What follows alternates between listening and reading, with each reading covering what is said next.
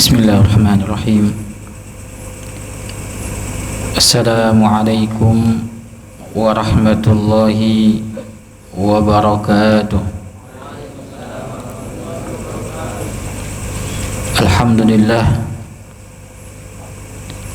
Alhamdulillahi hamda hamidin li alaihi wa azamatihi, hamda mustaghfirin li dhunubihi wa sayyiatihi, hamda rajin ala afwihi wa maghfiratihi. Allahumma salli wa sallim ala sayyidina maulana Muhammadin afdali anbiya'ihi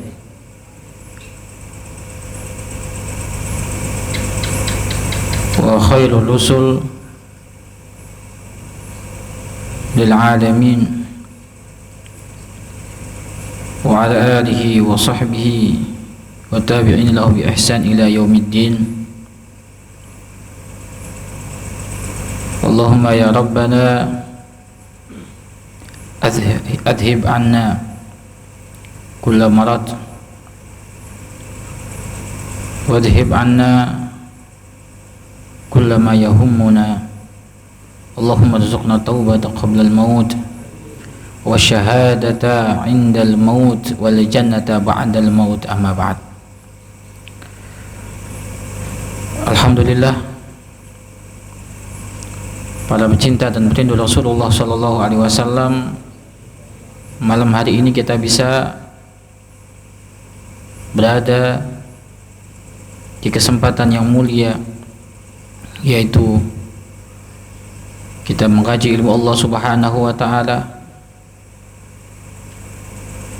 Kita mendengarkan nasihat para salafus saleh, ulama kekasih Allah Subhanahu wa taala.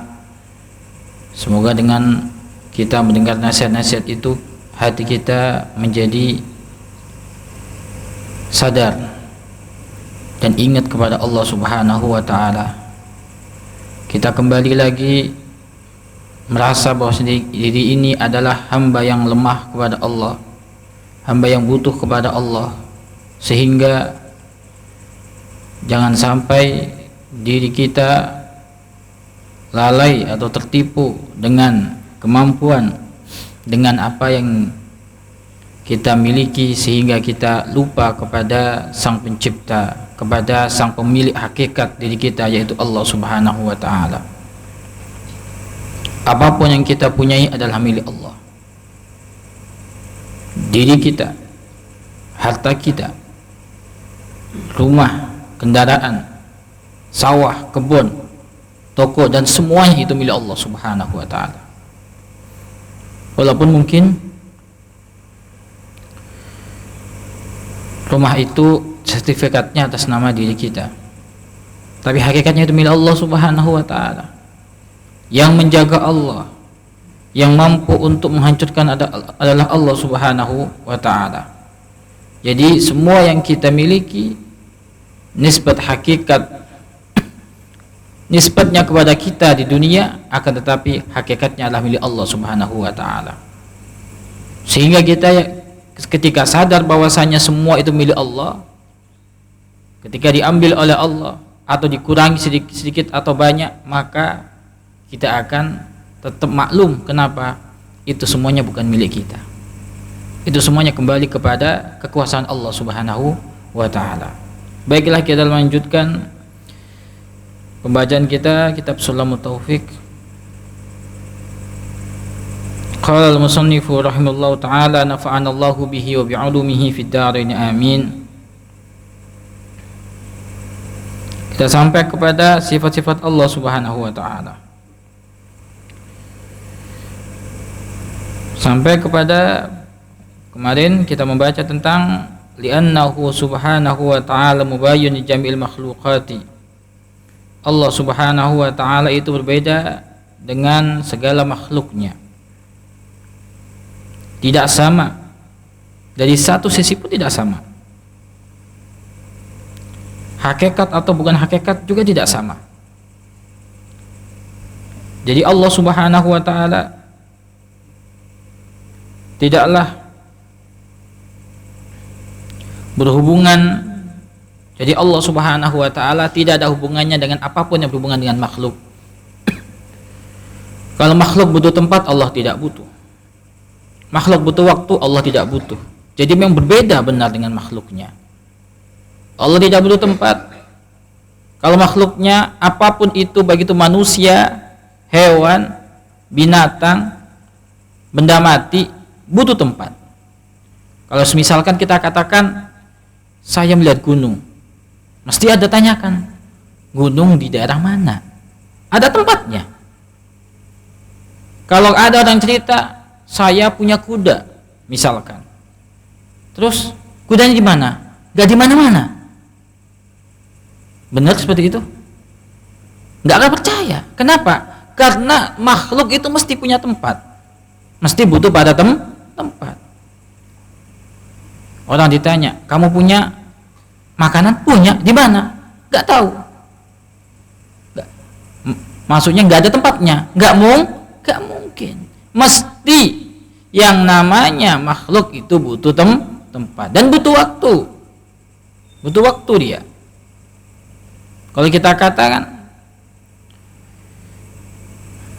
pakaian, makanan dan sebagainya, mesti ini makanan baru, makanan lama, kapan pembuatannya, ada waktunya. Tapi Allah Subhanahu wa taala tidak berhubungan dengan tempat atau waktu tersebut. Jadi berbeda, dalam zatnya Allah berbeda. Allah Subhanahu wa taala itu zatnya adalah Esa. Allah tidak serupa dengan yang lainnya. La syarikalah, Allah tidak ada sekutunya. Allah tidak ada yang serupa dengannya. Dan tidak ada satupun yang tahu hakikatnya Allah kecuali Allah.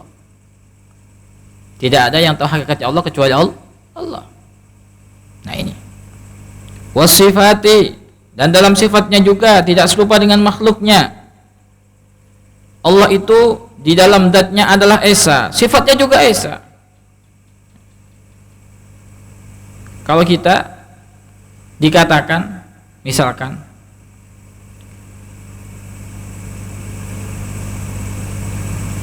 sekelompok ini mampu untuk misalkan merobohkan rumah, berarti butuh kekuatan yang lain. Tapi Allah Subhanahu tidak. Kalau Allah menghancurkan apapun, ya Allah dengan kekuasaan sendiri, tidak butuh bantuan yang lain. Jadi Allah Esa, tidak berbilang. Allah jika maha mengetahui, maka pengetahuan Allah tidak ada yang sama dengan yang dimiliki Allah Subhanahu wa taala. Tapi kalau manusia, kita katakan manusia itu alim, pandai dia, paham ilmu banyak, mesti ada yang sama, setara dengan dia. Apakah itu sama di atasnya atau di bawahnya? Mesti ada yang mirip-mirip dengan gitu. Ya, itu adalah sifat makhluk. Kalau sifat Allah tidak ada yang sama. Wal af'ali, dan perbuatan Allah Subhanahu wa taala tidak ada yang sama. Allah menciptakan selainnya, tapi selainnya tidak bisa menciptakan Allah Subhanahu wa taala. Allah menciptakan yang lainnya, ya. Misalkan Allah menciptakan manusia, maka tidak ada yang bisa sama seperti Allah ciptakan. Baik pun misalkan manusia katanya pengen menciptakan robot dan sebagainya, tapi itu semuanya tidak bisa menyamai apa yang diciptakan oleh Allah Subhanahu wa taala. Dan toh pun cara manusia menciptakan apapun, membuat apapun, baik itu benda atau yang lainnya, maka semuanya itu adalah bahannya dari siapa? Dari Allah Subhanahu wa taala. Yang bisa mikir untuk bisa membuat siapa? Otak dari Allah, akal dari Allah, tangan dari Allah, bahan-bahannya dari Allah Subhanahu wa taala. Tapi Allah jika menciptakan apapun, itu semuanya adalah Allah yang kuasa. Nah ini. Kalau makhluknya pengen membuat sesuatu, butuh kepada yang lain. Gak bisa sebenarnya, meja, langsung ada meja gitu. Gak ada, gak bisa. Mesti ada bahan-bahan yang lain. Nah ini. Mukhtalifun anha wa tasawwarat bibalika fallahu ta'ala la yashbu dzalik. Selama misalkan ada yang tergambar di hatimu, maka Allah tidak seperti itu. Allah tidak serupa dengan apa yang ada, yang terbayang di hatimu, enggak ada. Subhanahu wa ta'ala amma yaqulu zalimuna 'uluwan kabira. Allah Subhanahu wa ta'ala adalah maha tinggi dan maha besar. Nah ini.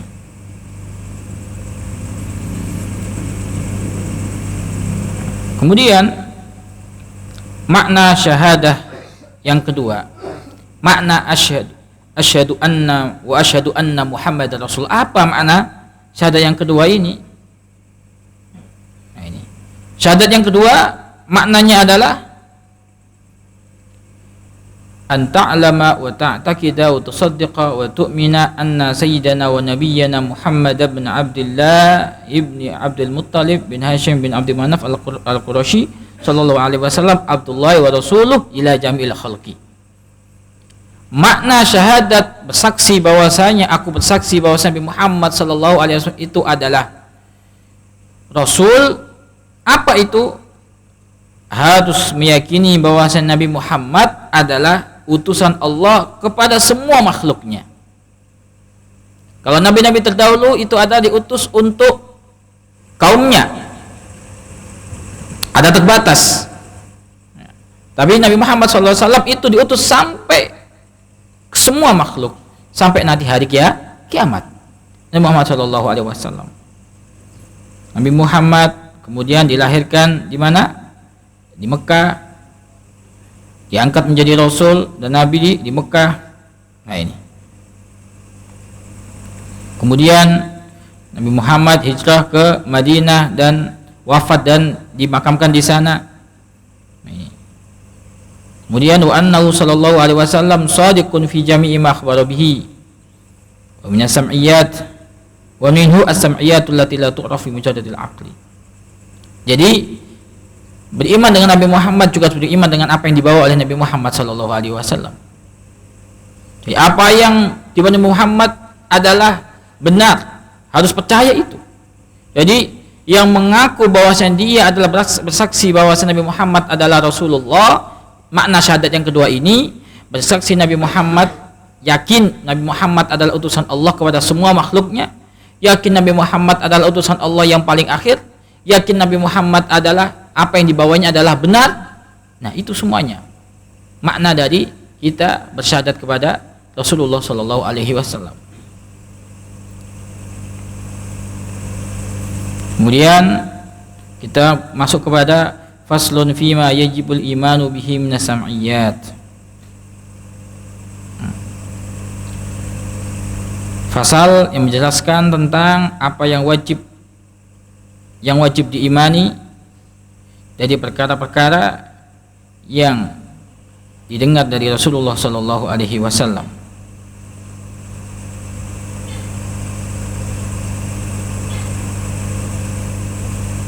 Kenapa?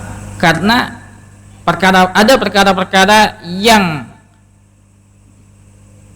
tatkala disampaikan oleh Rasulullah Sallallahu Alaihi Wasallam itu tidak bisa dilihat. Contoh misalkan Rasulullah mengabarkan ada malaikat, tapi manusia tidak melihat. Itu harus diimani. Ya, ini perkara-perkara intinya sesuatu yang gaib, yang hanya bisa didengar, tidak bisa dilihat. Ya, apa saja yang wajib diimani? Fa min dzalika adzabul qabri. Dari termasuk hal-hal yang wajib diimani dari apa yang didengar dari Rasulullah Sallallahu Alaihi Wasallam adalah adab kubur. Orang hidup nggak bisa melihat adab kubur. Bisa kapan? Kalau udah mati. Bisa mengalaminya. Mudah-mudahan kita dijauhkan dari adab kubur. Ada ujian dalam kuburan, ada fitnah kubur, ada pertanyaan mungkar dan nakir. Ada adab kubur wa na'imuhu, dan ada juga nikmat kubur. Kubur itu ada nikmat dan ada siksaan. Nikmat bagi orang beriman dan siksaan bagi orang yang tidak beriman. Bagi orang-orang yang munafik ada siksaan dari Allah Subhanahu wa taala. Bagi orang fasik juga ada. Tapi bagi orang yang iman dan saleh, kubur adalah hakikat kenikmatan. Wa soal malakaini munkar wa nakir, dan ada pertanyaan dari dua malaikat, yaitu munkar dan nakir.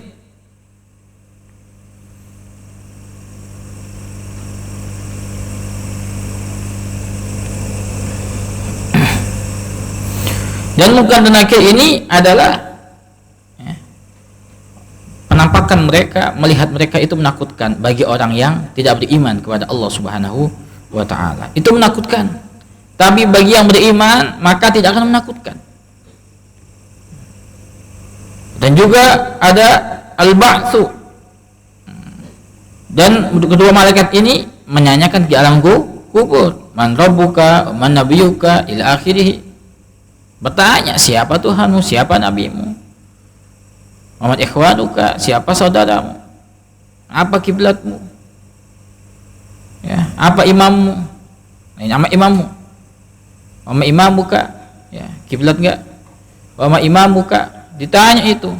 Lo berarti saya ngafalin aja sekarang, man rabbuka, Allahu rabbi, iya, hafal engkau, tapi ketika di alam kubur itu yang bisa menjawab adalah orang yang diberikan ketenangan oleh Allah Subhanahu wa taala. Segini ajalah. Kalau kita ada di dunia menghafal banyak, ketika kita ketemu sama orang yang bikin kita takut, kira-kira bisa jawab gak? Bisa jawab gak? Susah. Sudah hafal ini, ketika ditanya gak bisa jawab. Kenapa? Karena grogi. Itu dengan manusia, apa dengan malaikat yang kalau seremnya nggak kira-kira, ya, anggaplah orang paling serem di dunia ini kalau malaikat lebih dari itu, kalau dia memang ketemu dengan orang yang tidak beriman. Itu adalah ujian, ada ikhtibar kata para ulama, itu ujian di situ. Ya kalau ujiannya berhasil, lulus, enak dia dapat nikmat. Lah kalau ujiannya nggak lulus, nggak naik kelas ibaratnya, enggak enak. Nah, ini. Kalau nggak lulus pertanyaan munkar dan nakir, alamat itu, alamat akan dapat siksa. Ini. Kita manusia ini ujiannya banyak. Ketika masih hidup diuji oleh Allah Subhanahu wa taala. Sabar enggak dengan musibah? Dikasih kekurangan ini, kekurangan itu, sabar apa enggak? Lah ini. Ketika kita di dunia, ketika di nafas sampai ke tenggorokan, nyawa sampai ke tenggorokan, itu juga ujian dari Allah Subhanahu wa taala. Bisa masih membawa iman atau tidak. Nah, setelah kalau misalkan mati dalam keadaan iman, nah itu alamat nanti, tanda ketika dikubur akan mudah bisa menjawab pertanyaan malaikat munkar nakir. Mau orang matinya kayak gimana, tetap akan ditanya oleh malaikat munkar nakir. Misalkan ada orang, ya, matinya tenggelam, ya, kan belum dikubur, tetap akan ditanya oleh malaikat munkar dan nakir. Karena pertanyaan itu bukan di alam dunia, di alam kubur, beda alam lagi. Ada orang matinya kemudian hancur jasadnya, misalkan kebakaran dan debu gitu. Terus gimana pertanyaannya? Ya bisa. Kenapa? Pertanyaannya itu bukan ketika di alam dunia. Memang ketika kasat mata alam dunia dia udah hancur, tapi alam kubur beda lagi. Akan tetap bisa ditanya oleh munkar dan nakir. Nah ini, rohnya ditanya oleh munkar dan nakir. Nah ini. Jadi nanti jasadnya itu akan nanti kebalikan.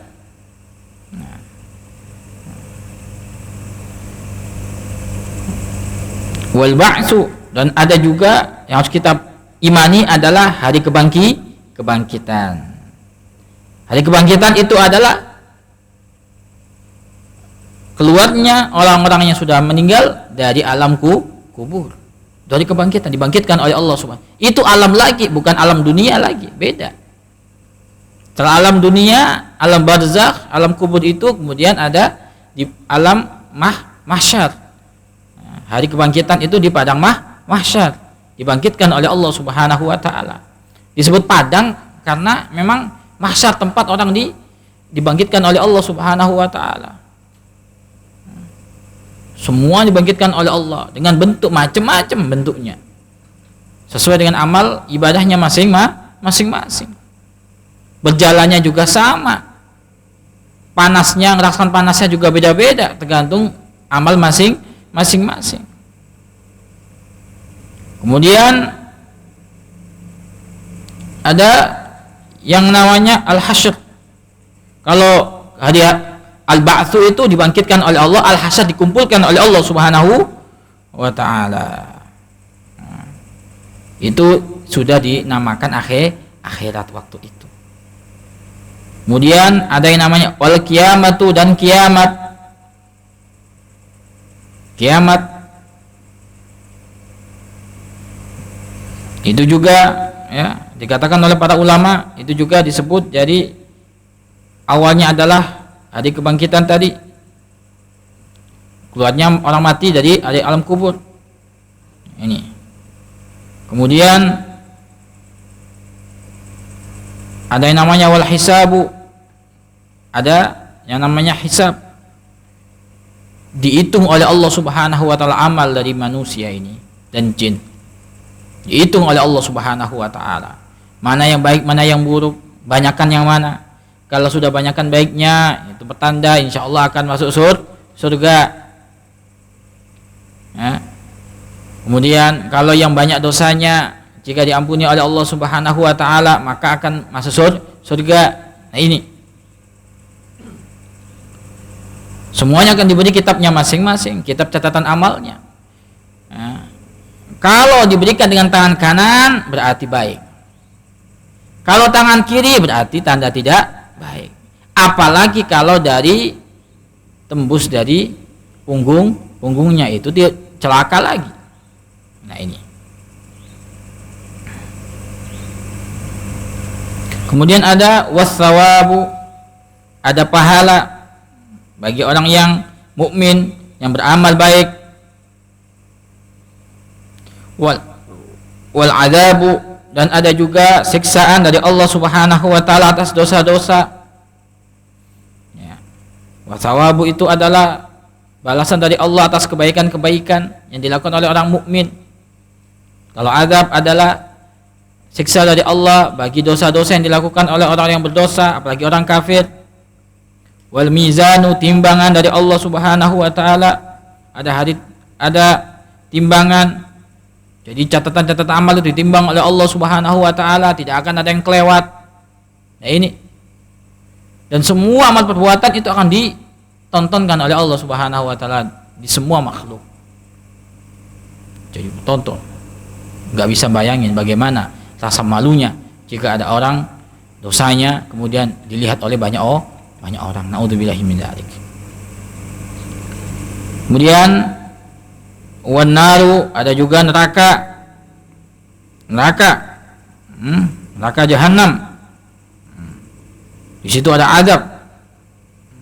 Kita harus yakin ada neraka. Wan naru hakun, neraka itu hak adanya, harus diyakini walaupun sekarang belum lihat.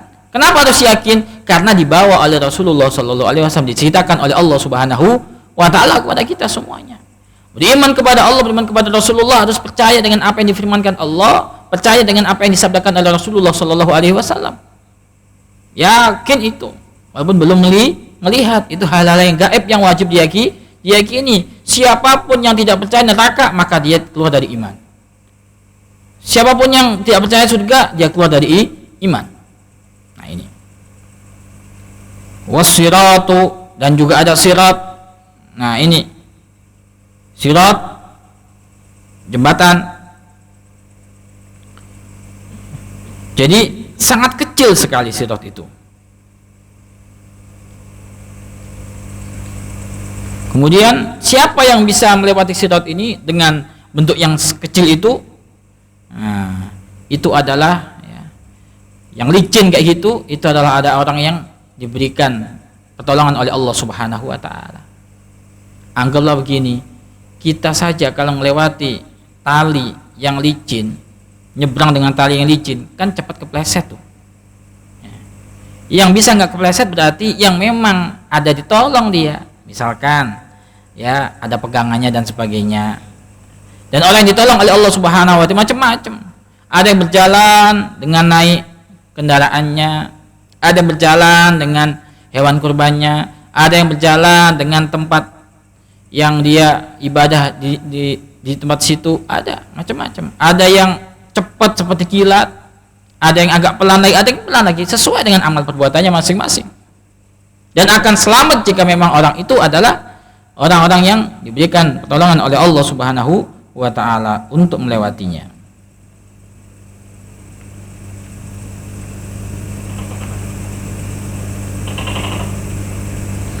Kalau orang kafir tidak akan bisa melewati sirat itu. Orang mukmin bisa, orang bertakwa bisa. Dan ada juga yang punya dosa yang belum diampuni oleh Allah Subhanahu wa taala, maka dia akan jatuh dulu ke neraka, kemudian bisa mendapatkan surga jika sudah selesai ampunan dari Allah Subhanahu wa taala. Kemudian ada al-haud. Al-haud itu adalah telaga Nabi Muhammad sallallahu alaihi wasallam.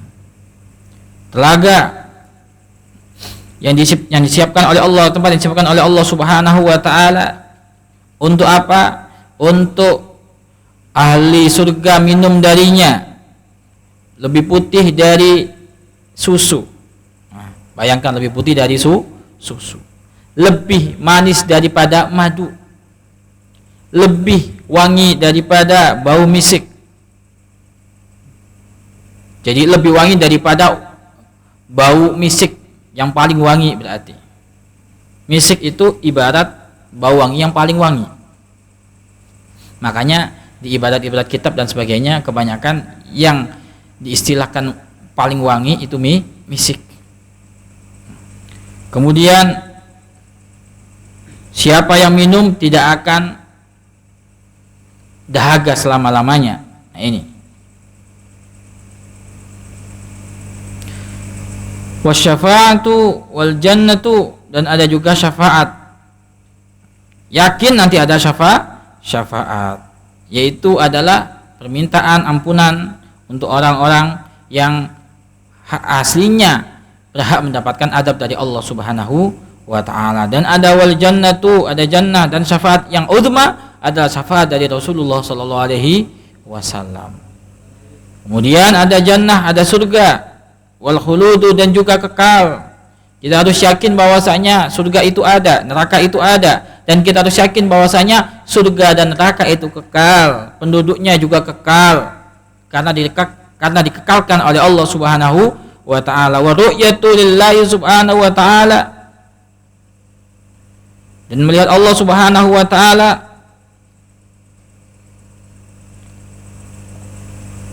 la kama yural makhluk. Harus yakin bahwasanya orang yang penduduk surga akan bisa melihat Allah Subhanahu wa ta'ala. Jadi melihat Allah Subhanahu wa ta'ala adalah benar adanya bagi orang yang ahli surga.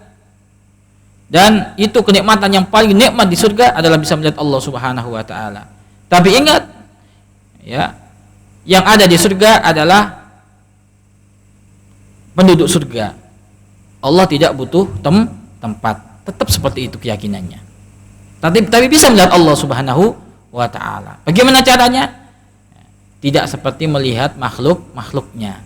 Ya, nanti akan tahu ketika sudah masuk surga. Ya. Semoga kita dimudahkan oleh Allah masuk surga. Karena kenikmatan yang paling nikmat adalah bisa melihat Allah Subhanahu wa ta'ala. Melihat Allah adalah kenikmatan yang paling nikmat.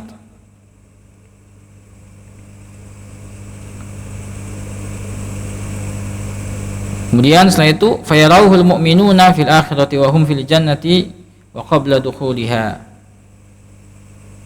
wa antum min bimala. Ini sudah nyampe kepada rukun yang selanjutnya, rukun iman yang selanjutnya. Tadi adalah iman kepada Allah dan iman kepada Rasulnya. Termasuk iman kepada Rasulullah Nabi Muhammad SAW adalah iman dengan apa yang kabar dibawa oleh Nabi Muhammad dari kabar-kabar yang gaib. Harus wajib kita percayai. Karena itu semuanya adalah hak, benar adanya dari Allah Subhanahu wa ta'ala.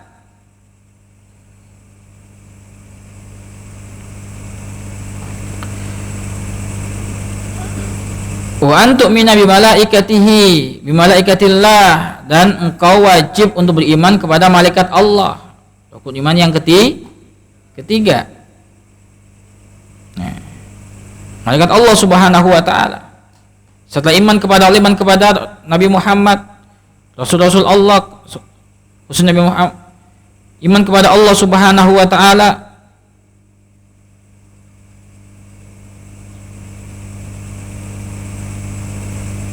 pertama iman kepada Allah, kemudian iman kepada malaikat-malaikat Allah. Iman kepada Allah tadi adalah bersyahadat.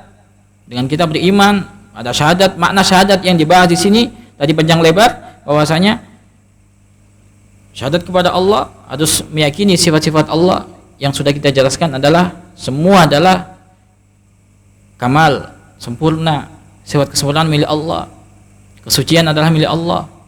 Nah ini. Kemudian makna syahadat yang kedua adalah meyakini Nabi Muhammad adalah utusan Allah kepada semua makhluknya yang paling akhir, dan Nabi Muhammad SAW yang dibawanya adalah benar. Nah ini, percaya dengan di bawah Nabi Muhammad itu adalah makna iman kepada Nabi Muhammad SAW. Syahadat, makna syahadat yang kedua. Kemudian rukun iman yang kedua adalah engkau yakin kepada malaikat-malaikat Allah, iman kepada malaikat-malaikat Allah. Jadi kita yakin Allah itu punya malaikat-malaikat. Malaikat adalah makhluk-makhluk yang mulia, diciptakan oleh Allah Subhanahu wa taala dari cahaya. Dan malaikat itu adalah punya roh dan punya akal. Kemudian malaikat itu, jadi iman dengan malaikat, yang pertama kita iman malaikat adalah makhluk Allah. Malaikat itu hidup, punya roh, punya akal, tapi tidak punya hawa nafsu. Kita yakin, beriman, malaikat itu adalah bukan perempuan dan bukan juga laki-laki. Malaikat itu tidak berkembang biak seperti manusia. Malaikat itu tidak makan dan minum, dan juga tidak tidur, tidak melakukan dosa sekalipun, dan tidak melakukan kesalahan sekalipun. Nah ini, Allah menetapkan malaikat itu adalah ahli taat, tidak pernah bermaksiat kepada Allah Subhanahu wa taala. Nah ini. Dan iman dengan adanya malaikat itu termasuk makna iman kepada para malaikat Allah Subhanahu wa taala.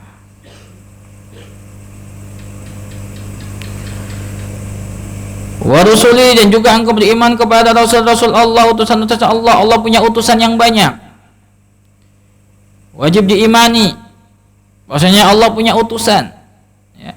Yang wajib yakin secara tafsil adalah yang 25 yang disebutkan. Yang lainnya yang tidak disebutkan. Yang penting kita beriman ada banyak utusan Allah Subhanahu wa taala.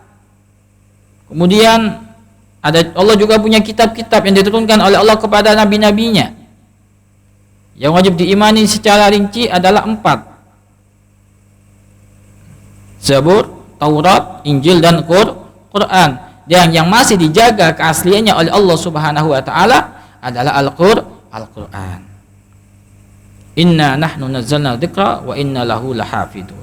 Sungguhnya kami yang menurunkan Al-Quran dan kamilah yang menjaga Al-Quran. Dan juga beriman dengan qadar, ketentuan Allah Subhanahu wa taala, khairihi wa syarrihi, baik buruknya.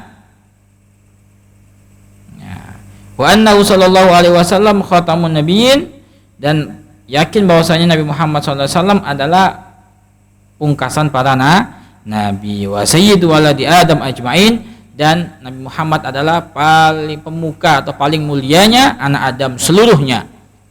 Nah ini bahkan lebih mulia daripada Nabi Adam.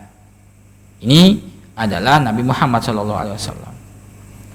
Jadi qada itu adalah ketentuan pengetahuan Allah sejak zaman azali tentang apa yang akan dialami oleh makhluk-makhluknya. Dan qadar itu adalah ilmu ketentuan Allah yang terjadi. Itu kok qadar. Jadi yang terjadi ini tidak akan keluar dari pengetahuan Allah Subhanahu wa taala. Semuanya masuk dalam ilmu Allah. Kita duduk sekarang ini sudah ditentukan oleh Allah Subhanahu wa taala. Allah tahu kita akan duduk sekarang ini. Nah ini. Di sini maka kita harus tahu dan kita yakin bahwasanya apa yang terjadi pada semua makhluk Allah itu adalah kehendak Allah Subhanahu wa taala, dan itu semuanya adalah atas izin Allah Subhanahu wa taala. Makanya apapun yang terjadi kita serahkan kepada Allah. Usaha dan tawakal itu penting. Berdoa kepada Allah Subhanahu wa taala bahwasanya semua yang dari Allah akan kembali kepada Allah. Yang memberi dan yang mengambil adalah Allah. Makanya nggak akan pusing orang yang punya keyakinan bahwasanya semua dari Allah Subhanahu wa taala. Yang penting udah usaha, milih yang baik, hasilnya diserahkan kepada Allah.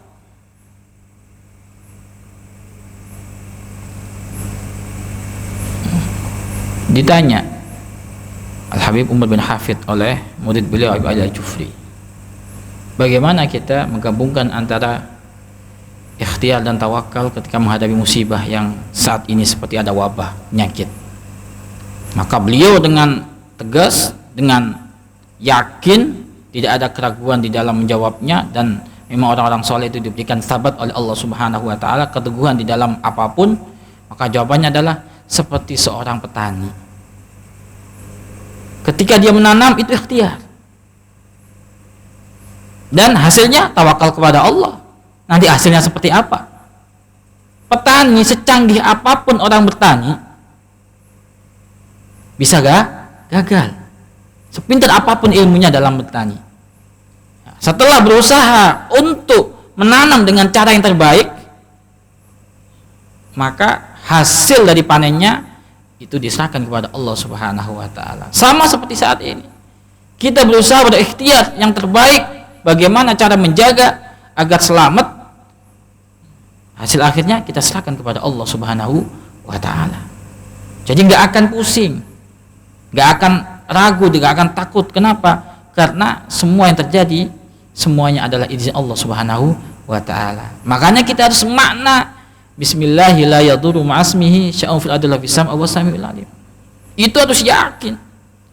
A'udzu bikalimatillahi tammati min syarri ma khalaq. Semua ciptaan Allah. Ciptaan Allah itu tidak bisa melukai kecuali atas izin Allah. Ciptaan Allah tidak bisa memberi manfaat kecuali atas izin Allah ngasih manfaat. Jadi semuanya atas kehendak Allah Subhanahu wa taala. Tidak akan keluar dari situ. Makanya kalau kita yakin akan hal ini, maka kita akan tenang. Apapun yang kita rasakan, apapun yang kita alami, itu semuanya kita serahkan kepada Allah Subhanahu wa taala. Enak. Gak pusing, Bu. Pusing-pusing. Mudah-mudahan yang sedikit ini bermanfaat bagi kita semuanya, dan kita menjadi orang-orang yang dijaga oleh Allah Subhanahu wa taala, disehatkan badannya, zahirnya, batinnya dijaga oleh Allah Subhanahu wa taala. Nikmat-nikmat yang diberikan oleh Allah ini dijaga dan ditambah oleh Allah Subhanahu wa taala, dan juga apa yang kita dapatkan ini mudah-mudahan menjadikan sebab kebaikan untuk kita semuanya. Dijaga orang tua kita, guru-guru kita, diampuni dosa kita semuanya, amin ya rabbal alamin. Info ada infak pengembangan media dakwah di bisa mengirim di Bank Syariah Mandiri nomor rekening 751222138 atas nama LPD Al-Bajah, dan juga ada infak pembangunan Pondok Al-Bajah di rekening BSM juga sama 751222138 atas nama LPD Al-Bajah, dan juga ada infak pengadaan alat kesehatan dan pengadaan alat-alatnya bisa mengirim ke rekening Bank Syariah Mandiri atau mengirim langsung ke pondok. Misalkan punya wastafel, punya alat cuci tangan, sabunnya, apa saja, atau buah-buahan dan sebagainya, biar santrinya tambah sehat. ya kan, tambah seger semuanya, ya, bermanfaat bagi kita di dunia dan akhirat. Itu bisa juga transfer ke rekening Bank Syariah Mandiri 751-222-1003. Diulangi, 751-222-1003, beda belakangnya saja. Kalau tadi 38, ini 03. Mudah-mudahan kita semua dimudahkan rezekinya oleh Allah Subhanahu wa taala dan diberikan rezeki yang halal. Bismillahirrahmanirrahim.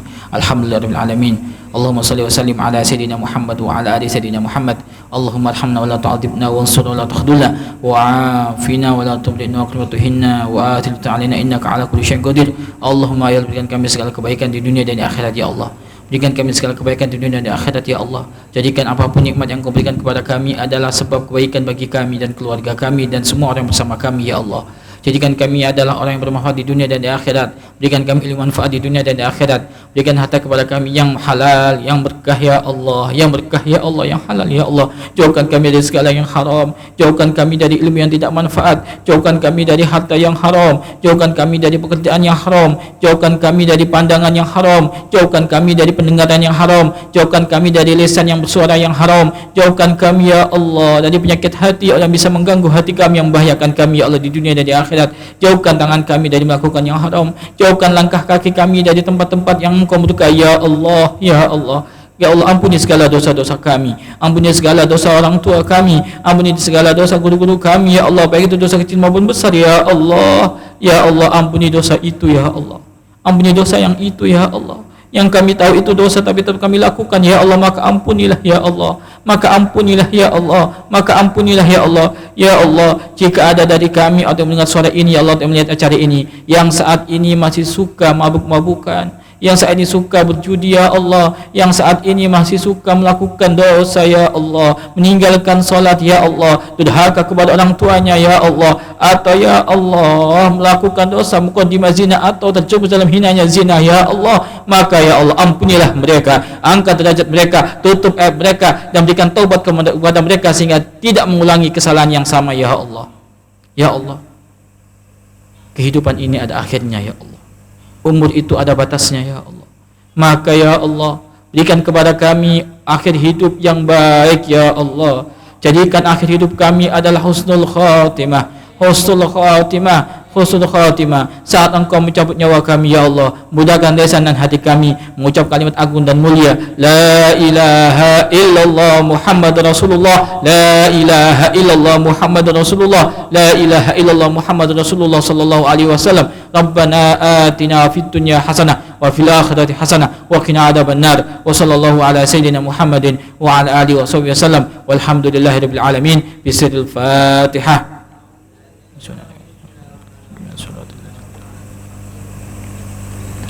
Mohon maaf dan mohon doa selalu. Wabillahi taufiq hidayah. Wassalamualaikum warahmatullahi wabarakatuh.